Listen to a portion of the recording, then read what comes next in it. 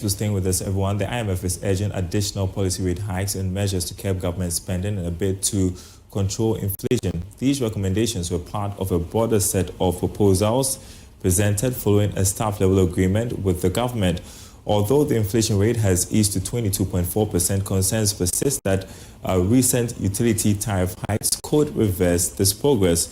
However, the IMF did praise the Bank of Ghana for its recent efforts to address market liquidity.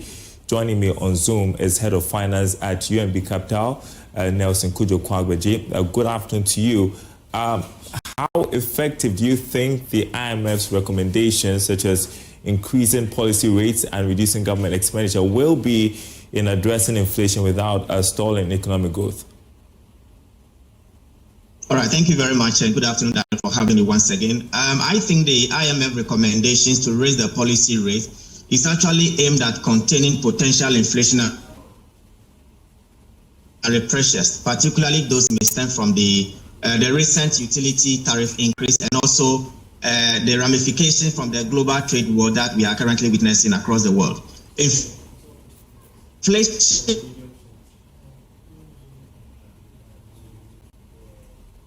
for the past 3 years has been premature policy that may effectively fail to address the entrenched inflationary dynamics. So I think that the proposal to increase the policy rate is a sound one, but we must not accept it hook, line, and sinker. We must weigh the option as against the ramifications on the economy.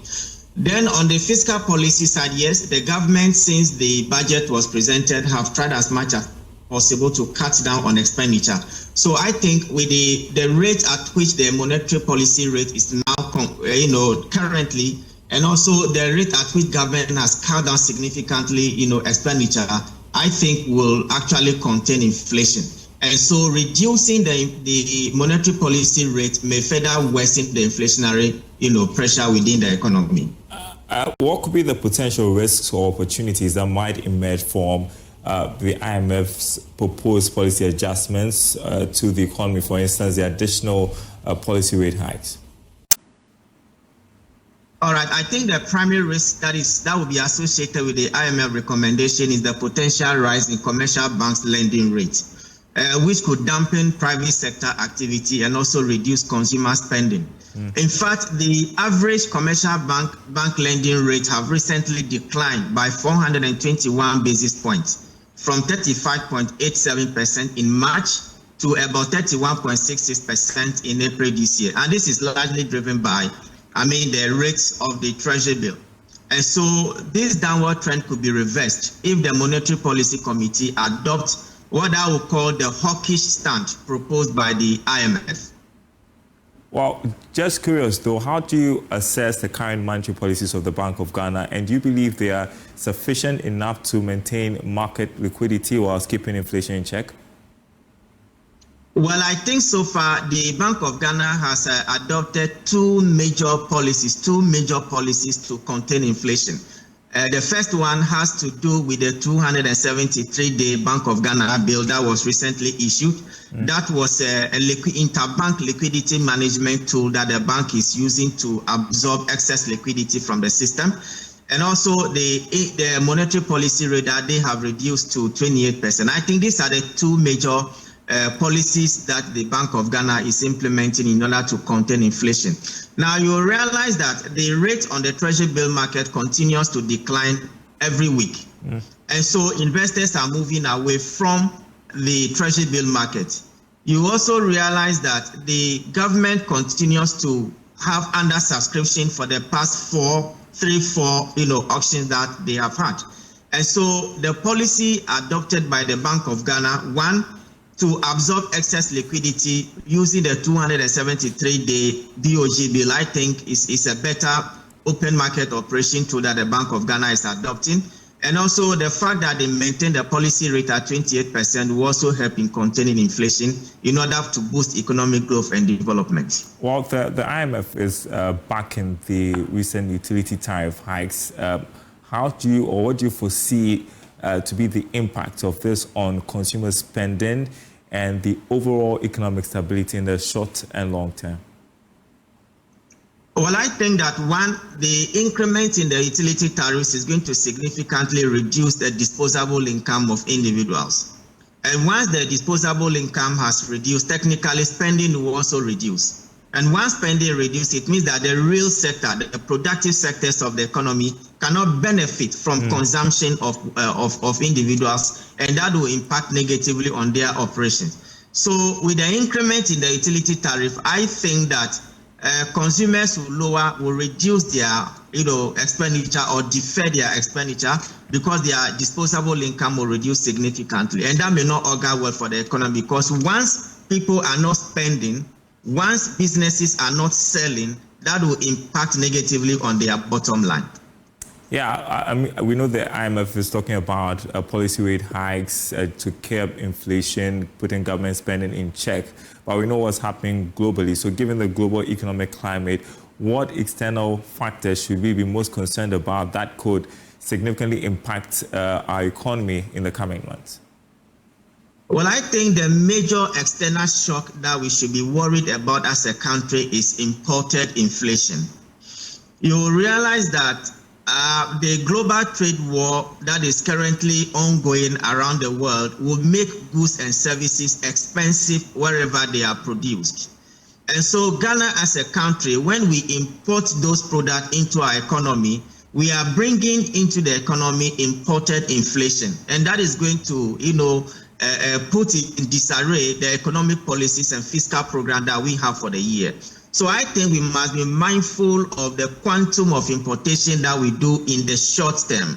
Because if we are not mindful of the importation that we bring into the country, we may end up bringing on board or bringing into the country imported inflation, and that may end up, putting in disarray all the fiscal measures that the government is putting in place. So I think that the government should rather restrict one way or the other the quantum of importation, or be very selective as to what we import into the country, because inflation is above 22%. When we add imported inflation to it, then it means that prices of goods and services will skyrocket in the country.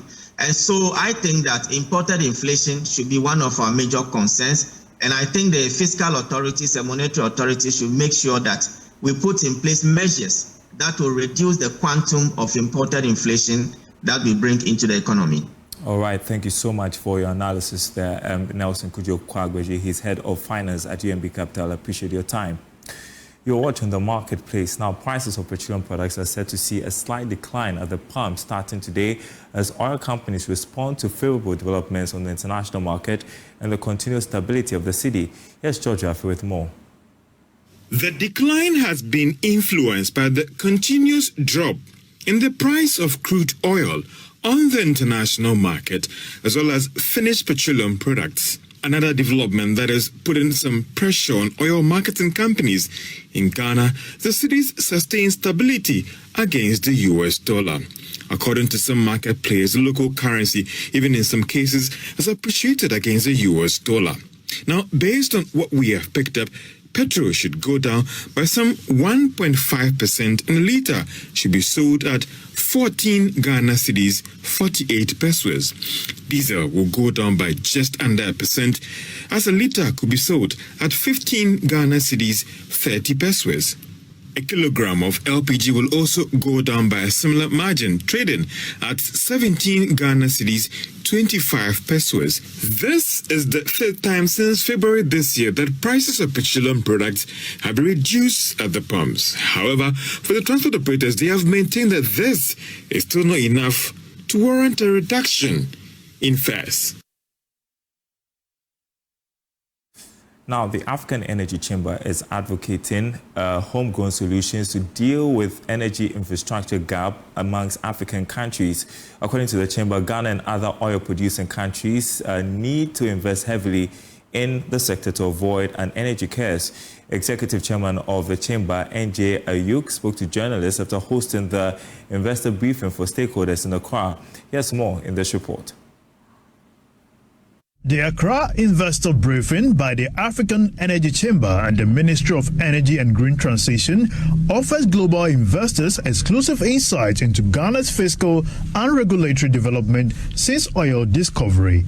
Although Africa is progressing in development in the sector, the Chamber believes more work needs to be done to attract investors into the sector. Executive Chairman of the Chamber, N.J. Ayok, highlighted the need for huge investment in infrastructure. I think not just Ghana, but Africa has an infrastructure deficit. That infrastructure deficit is about, today to close that gap, we need between $15 to $20 billion investment every year if we're going to close our infrastructure deficit. That's a lot of money which needs to go in there, because when you close your infrastructure deficit, you know what you do, then it's easy to bring gas to everyday people. It's easy to bring renewables to everyday people, but it's also easy we need to build pipelines. We need to create more possibilities for us to bring energy to people. So we need to close that infrastructure deficit. It's a lot that has to be done, but that's why we at the African Energy Chamber advocate that we produce oil, but also invest in our infrastructure to make sure that Africa is sustainable. Ghana can also move with developing its resources and bring energy to so many people in this country that doesn't have it.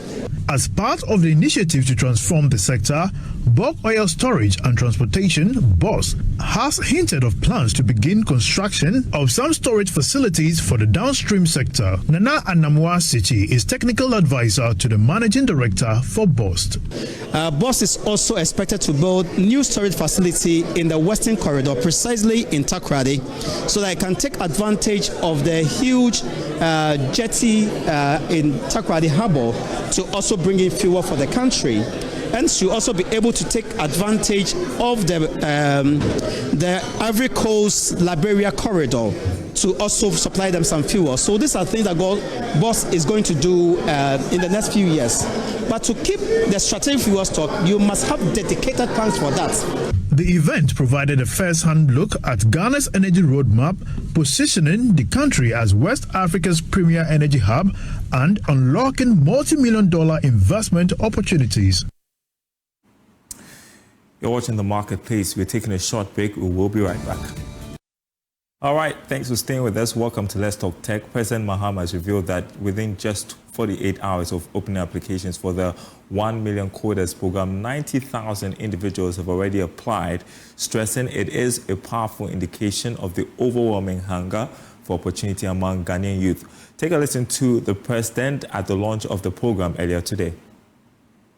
Out of 560 trainees launching today in Accra, Kumasi, Sunyani, and Bolgatanga already reflects our commitment to gender balance and regional inclusivity. Moreover, within just 48 hours of opening applications, over 50,000 young Ghanaians registered their interest, and the minister has updated that figure to 90,000.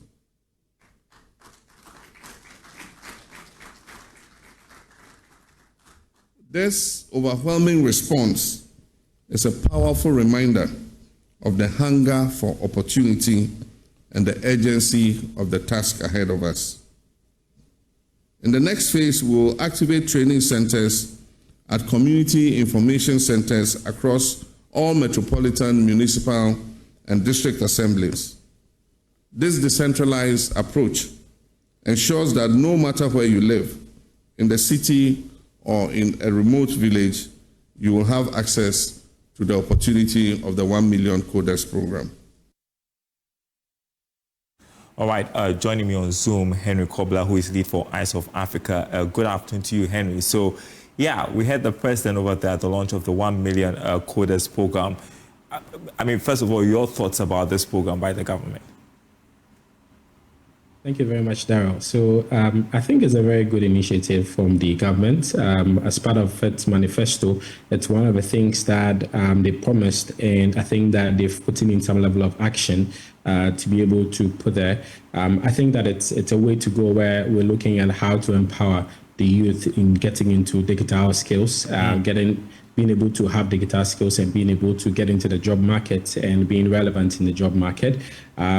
Personally, I think that I've taken a look at the program. I've tried to get a lot of information about it, and I really didn't get too much information about it. I've checked the website. There's very little information about it. I've checked to try and see if I could be a partner, how I could be a partner. There's really no information about it. And so really that gives me a cause to think that maybe it's a bit of a rush in terms of how they're putting out the program. I've also again checked the course content that are available. Personally, I can grade up to say almost about 90% of the courses that are there are not really hardcore programming courses, as against the name 1 million coders. Most of it is more into data analytics, cybersecurity, data protection. And again, if you're looking at these courses, they are really not into hardcore programming, as I might have thought from the name, because I'm looking at, say, programming skills coming in from iOS development, Android development, software development, and all of that.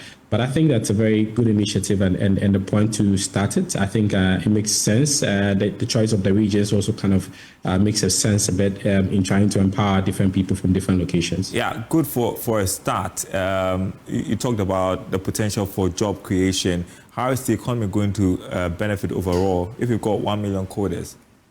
Again, I mean, that part of the reasons why I mentioned that I tried to do a lot of digging into the information about this. I can see that some of the courses are like 5 weeks. And so just within 5 weeks, most of these people are going to be deployed in the market. And I'm wondering where exactly they're going to be deployed, because that has to be part of the core plan that has to be out there. Because if I need any of these guys coming out in 5 weeks, there should be some level of information for private sector or even the public sector to be able to consume the number of people that are coming in. I mean, as against the number of people that are registering, you also have to make sure that there's a number of companies that are also able to absorb these kinds of skills that are sort of being thrown into the market. And what's the strategy if you have to now do an export of these skills out, or be able to have a job gig market where they will be able to tap into the freelance market to work for people? There should be a grand strategic plan that should be communicated from the set go.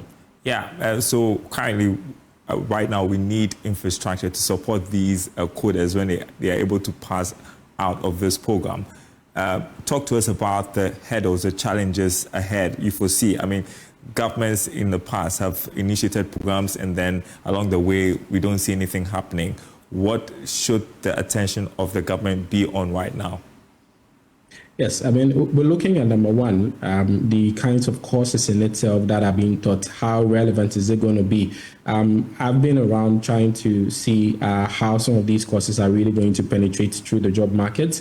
I'm thinking there's going to be some level of difficulties from where I sit generally, because there's been quite a number of people that are being trained directly to be doing cybersecurity from our universities. Computer science is like the big deal in a lot of the universities out there now. They are being channeled out, and so they are going to come against these people that are going to just pick up a 5 weeks and 8 weeks kind of program, whilst people have spent over 4 years sitting in the university learning computer science and being out there. And so there's that competition that has to come in. And then again, you would realize that if that competition is surfacing, you would have to have a strategy that is going to consume the kind of people that you're sort of training to be out there and to be competitive. Again, we're also looking at how sustainable it's going to be. Is it going to be a continuous learning? Is it going to be a direct learn and push to the market? Is it going to be a direct learn and export? There has to be that clarity in the strategic plan for the people that are going to be there. Again, I'm thinking about the grand strategic move, because some of these IT skills, you do really need a lot of assets in terms of infrastructure to be doing a lot of tests. You can't be doing data protection and not be sitting on a real-time data system to be getting the experience and getting out there. And so infrastructure in itself also comes to play. And we'll have to see these people come out of the job market. Well, 90,000 people applying in just 2 days shows some level of interest. Thank you so much, Henry Kobler, lead Eyes of Africa, for your perspective this afternoon. And that's our program, everyone. Thanks for watching. More news on our website, myjoyonline.com/business. My name is Darryl Kwao. Thanks for watching. We will be back same time tomorrow.